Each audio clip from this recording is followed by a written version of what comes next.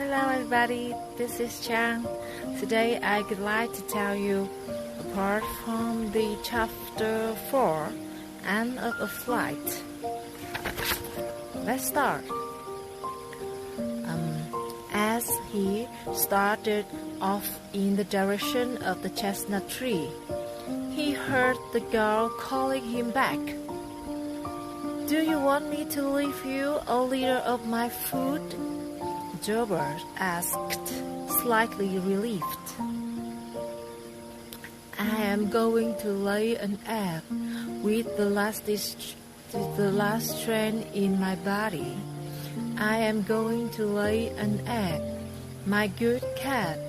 Anyone can see that you are a fine animal, one with noble sentiments. And for that reason, I am going to ask you to make me 3 promises. Will you do that for me?" Kangaroo croaked, slowly paddling her feet in the futile attempt to stand. Zebra thought the poor girl was delirious, and because she was in such a sorry state, he had no choice but to be generous. "I promise I will do what you ask, but for now, just rest," he wailed with compassion. "I don't have time to rest. Promise me you won't eat the egg," Kangaroo croaked, opened her eyes. "I promise I will not eat the egg," Joba repeated.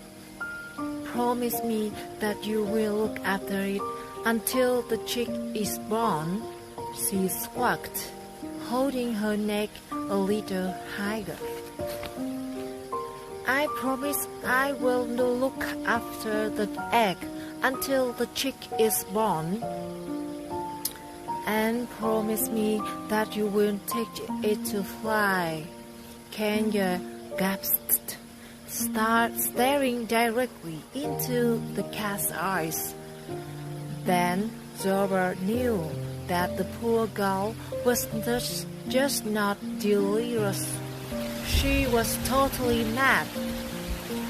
"I promised to teach it to fly, and now you rest. I'm going to look for help," Zebra told her, with one leap reaching the tile roof. Kangaroo looked toward the sky, thanking all the good winds that had carried her through life. And as she breathed her last sigh, a little blue-specked white egg rolled free of her oil-soaked body. That's the end of the chapter 4. Thank you for listening. See you next time. Bye bye.